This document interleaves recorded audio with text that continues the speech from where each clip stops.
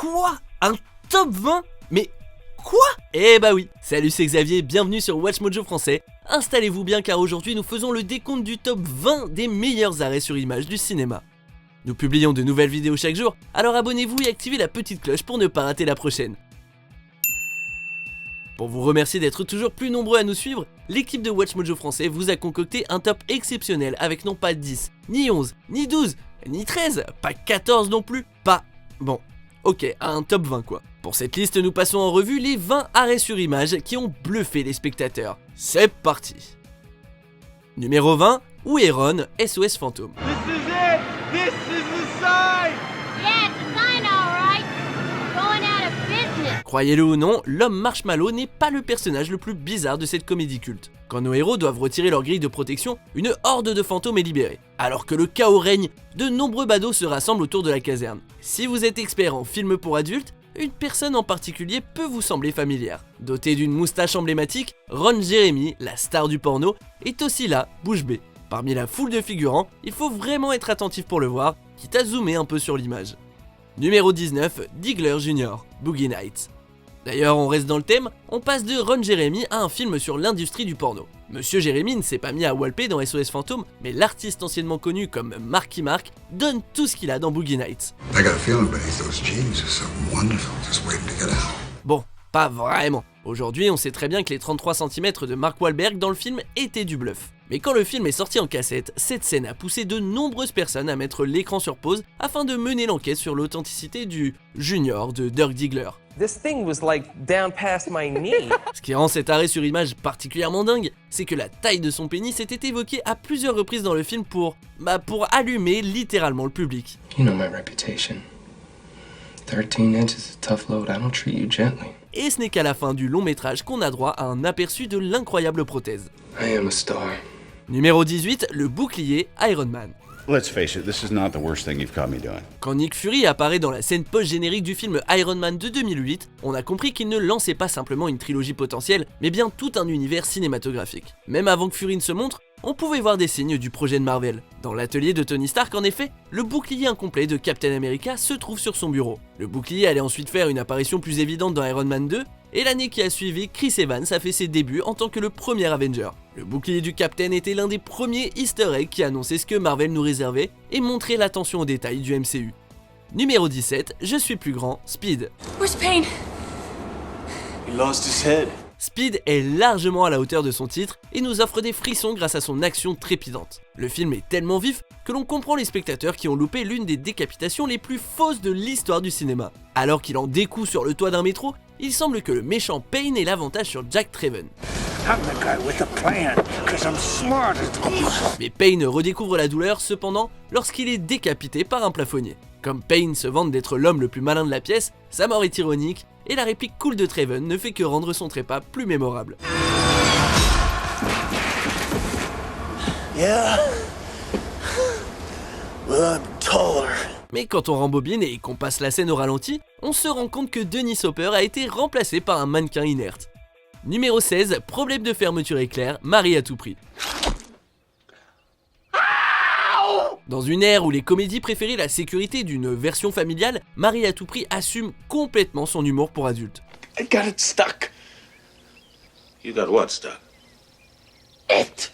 Oh! Du coup, quand Ted, incarné par Ben Stiller, coince ses bijoux de famille dans sa fermeture éclair, les réalisateurs décident de faire un zoom très perso. Oh, for God, never say that. Vu la façon dont les personnages décrivent cette affreuse vision, le public arrive à s'en faire une image mentale. Mais personne n'était prêt pour ce plan. Take a look at what this numbnuts did. Holy shit! Comme lors d'un accident, on a du mal à ne pas fixer la boule veineuse qui sort du pantalon de Ted. Et même après avoir appuyé sur pause, c'est difficile de comprendre comment Ted a réussi à mettre ses pois chiches devant sa merguez. Is it the Frank or the beans? Disons que c'est mieux de pas savoir. Numéro 15, la roulade, V pour Vendetta. Oh my. Your Grace. Dans le roman graphique original de David Lloyd et Alan Moore, on trouve la protagoniste Evie nue. Nathalie Portman n'a pas fait tomber le haut pour son adaptation en 2005, mais le film a tout de même offert aux spectateurs un peu pervers de quoi se rincer l'œil. Afin d'assassiner un homme d'église qui agresse des enfants sexuellement, V envoie Evie pour le séduire. Si elle tente de le prévenir, Il ne comprend pas et se fait frapper là où ça fait mal. How best procure her confession? You little bitch. Alors qu'Evie roule sur le lit pour s'échapper, on a bien le temps d'observer ses sous-vêtements. Numéro 14, String, le plan B. Les fesses de Jennifer Lopez font intégralement partie de son image et on peut les voir dans cette comédie romantique. This is my old ass. Lopez incarne une femme qui trouve l'amour après avoir été inséminée et elle constate les changements corporels dans son miroir. Si vous regardez le film avec votre partenaire, je doute que vous rembobiniez pour examiner les courbes de Jane dans un string. Comme elle l'a révélé dans une interview, l'artiste avait une doublure dans le film. Lopez a déclaré que c'était elle qui avait eu l'idée de la scène et a ajouté « On devrait demander à une femme qui est vraiment enceinte ». Après tout, on peut voir le derrière légendaire de J-Lo ailleurs. Numéro 13, une vitre et des seins, les aventures de Bernard et Bianca. I do that all the time, darling. Now, come on. Stop worrying. De prime abord, les aventures de Bernard et Bianca ressemblent à un film familial innocent de chez Disney. Et quand il est sorti en cassette pour la deuxième fois en 1999, des spectateurs attentifs ont remarqué une scène un peu coquine. Lorsqu'ils survolent la ville, Bernard et Bianca passent à côté d'une femme seins nus dans l'arrière-plan de New York. Bien sûr, il faut mettre sur pause au bon moment pour la voir. On ne saura probablement jamais qui était responsable de ce bout de nudité, mais ce qu'on sait, c'est que Disney a rappelé plus de 3 millions de cassettes pour corriger cette controverse. Numéro 12, le caméo légendaire Man of Steel. Christopher Reeve n'a malheureusement pas vécu assez longtemps pour voir Henry Cavill incarner Superman. Ce film de 2013 est un passage de flambeau réussi et sert également d'hommage à l'acteur qui nous a fait croire pour la première fois qu'un homme pouvait voler. You mean I can fly? Yeah, actually, I'd be handling the flying if that's okay. Alors que le général Zod prévoit de terraformer la planète, Clark Kent se transforme devant nos yeux. En plein vol, le visage de Reeve se met à briller, ne serait-ce que pendant un instant. Plus rapide qu'une balle, il faut vraiment mettre sur pause au bon moment pour voir le visage de Reeve se superposer à celui de Cavill. Et c'est quand même assez cool que ce soit plus fluide que la moustache de Cavill dans Justice League. A man I knew used to say that hope is like your car keys.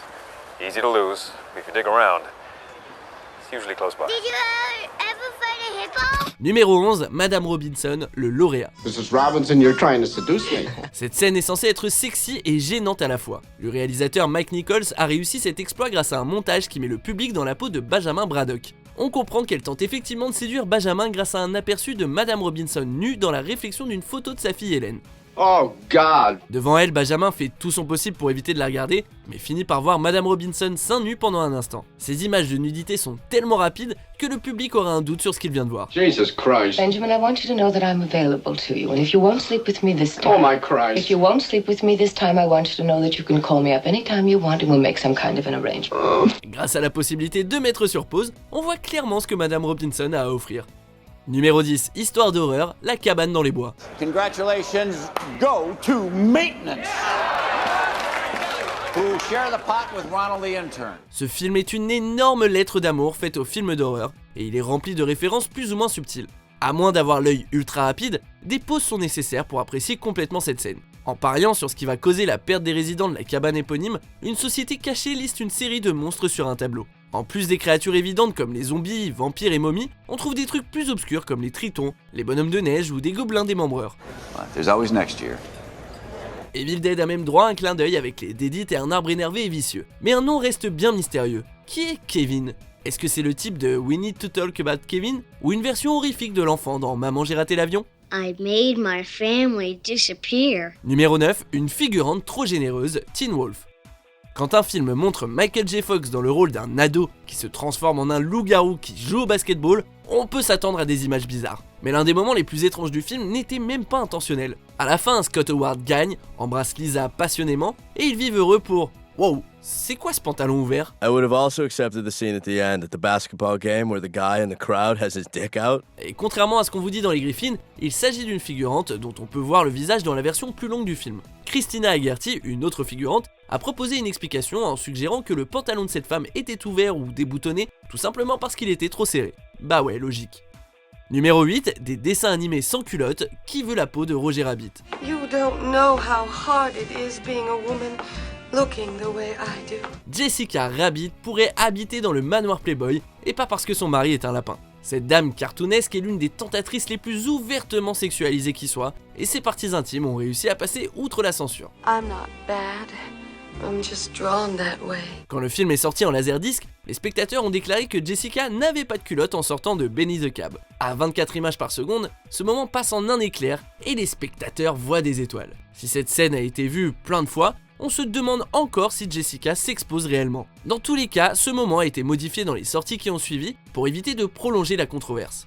Numéro 7, Le Fantôme, 3 hommes et un bébé. Do you remember there was a ghost in your movie? Plusieurs films ont connu des soi-disant activités paranormales sur leur plateau, mais on ne s'attendait pas à ce que 3 hommes et un bébé, une adaptation américaine de 3 hommes et un couffin, en fasse partie. What's your point? There's a scene in the movie where people say that the camera caught a ghost on film. Apparently in the background of one of the scenes there was this boy that nobody remembers from set, spirit photography. Dans ce qui semble être une scène plaisante entre Ted Danson, sa mère et son bébé, une figure mystérieuse est visible en arrière-plan. Look at the way she's looking at me. Comme si ce n'était pas assez flippant, une rumeur disait que l'enfant de 9 ans se serait suicidé dans la maison où le film a été tourné plusieurs années auparavant. Alors non, en fait, il existe une explication hyper simple. L'image dans la fenêtre est la silhouette de Ted Danson et la scène a été tournée sur un plateau de toute façon. The story was that this kid died in the house where we shot the movie. Oh, yeah. This little boy. Yeah. Well, we shot on a soundstage. They built the set and all. Comme Leonard Nimoy a réalisé le film, on ne peut pas en vouloir à celles et ceux qui ont voulu croire en une histoire surnaturelle. Numéro 6, Le suicide du Munchkin, le magicien d'Oz. Alors que Dorothée, l'épouvantail et l'homme de fer blanc vont rencontrer le magicien, un Munchkin non identifié passe l'arme à gauche. En tout cas, c'est ce que raconte la légende urbaine. D'après cette vieille rumeur, ce film normalement très jovial montre un Munchkin pendu derrière des arbres. La scène a poussé les fans de théorie du complot à mettre le film sur pause jusqu'à ce que le film soit remasterisé. On voit alors qu'il s'agit d'une cigogne qui étend ses ailes. Pourtant, certains continuent de penser que l'oiseau a été ajouté au montage dans les versions suivantes pour couvrir l'histoire. Se passerait-il des choses sinistres dans le monde du magicien ? Numéro 5, Surprise secrète, Tron. Disney est connu pour intégrer des Mickey surprises dans ses films. Du coup, le public a tendance à mettre les films en pause, et l'un des exemples les plus insaisissables se trouve dans ce film de SF de 1982. Dans la plupart des cas, les Mickey cachés sont subtilement inclus dans l'arrière-plan, mais celui-ci prend presque tout l'écran tandis que les bateaux solaires passent. On pourrait penser qu'il serait facile à repérer, mais les oreilles emblématiques de Mickey auraient échappé à la plupart d'entre nous sans le bouton pause. Mickey n'est d'ailleurs pas le seul caméo, puisque Pac-Man se trouve aussi dans la grille. Dommage que Ralph n'ait pas été dans le coin, puisqu'il connaît aussi bien Tron que Pac-Man. Help! Hey, Tron! Johnny! Numéro 4, la débauche de Disney, Le Roi Lion. Ever wonder what those sparkly dots are up there? Si vous pensiez que L'amour brille sous les étoiles comportait des sous-entendus, préparez-vous à être bluffé.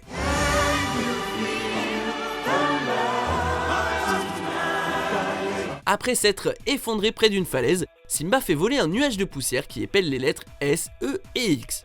Un lion en pleine croissance sans partenaire va forcément connaître une petite période de frustration. Alors pour être honnête, Tom Sito, animateur chez Disney, a affirmé qu'il est écrit SFX pour rendre hommage à l'équipe des effets spéciaux. Alors on peut mettre sur pause autant de fois qu'on le veut, on ne saura jamais vraiment si on a affaire à une écriture brouillonne ou si Simba envoie des messages subliminaux à propos de ses envies animales.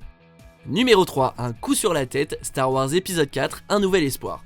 Star Wars fait partie de ces films que le public regarde encore et encore sans jamais se lasser. Cette scène a droit au même traitement et les fans l'ont visionné en boucle. En entrant dans une pièce avec son escouade, ce Stormtrooper maladroit se cogne la tête contre une porte.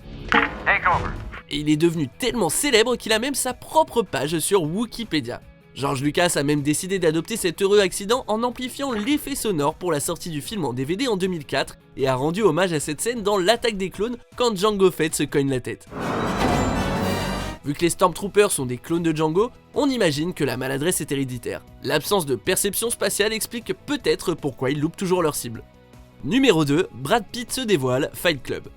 Dans ce film culte, le narrateur, alias Edward Norton, explique que Tyler Durden aime mettre sa propre contribution dans les films qu'il passe en tant que projectionniste.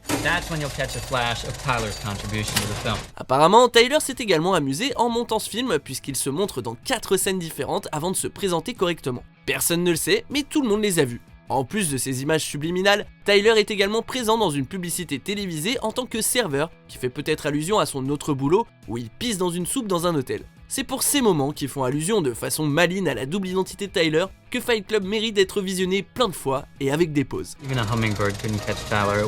Avant de dévoiler notre vainqueur, voici quelques mentions honorables. Maybe the wind can't blow what it can't see.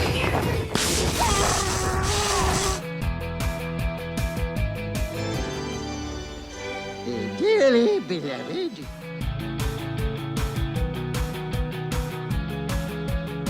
Jim, you do realize that that lid is see-through, right? Oh, wow.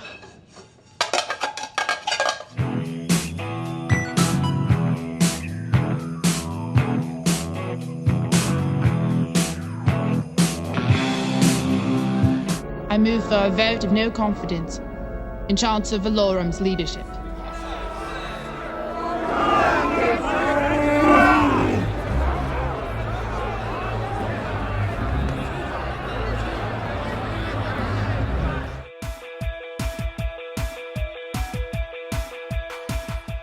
Numéro 1, un croisement sexy, Basic Instinct. Basic Instinct is the most paused, has the most paused moment in movie history. In all of movie history, it is the most paused moment. What moment would that be? It's towards the... I'm uncertain what moment we're talking about. Le public était bouche bée quand Catherine Tramell a exposé ses parties intimes et apparemment Sharon Stone aussi. L'actrice affirme qu'elle portait à la base des sous-vêtements pour l'interrogatoire sulfureux, mais les a retirés à la demande du réalisateur Paul Verhoeven. Stone s'est dit qu'on verrait à peine sa nudité, qu'elle serait à peine évoquée, avant de voir le film avec un public test. Si Verhoeven a nié ces accusations, il paraît quand même que Stone l'a giflé pour l'avoir trompé. En tout cas, le produit final donne à Catherine le statut de femme fatale ultime. Si ses dialogues sont surtout constitués de répliques de séductrices, c'est le croisement de ses jambes qui parle le plus au public dans cette scène ultra culte. It's nice. En tant que l'un des moments les plus osés du cinéma, il est naturel qu'il soit aussi l'un des plus grands arrêts sur image à faire. All of movie history, thousands and thousands and thousands of movies, you have that moment. That's just incredible. I'm popular too. Yes, you are. Vous êtes d'accord avec notre sélection? Jetez un coup d'œil à ces autres super vidéos de WatchMojo français et n'oubliez pas de vous abonner pour être au courant des nouveautés.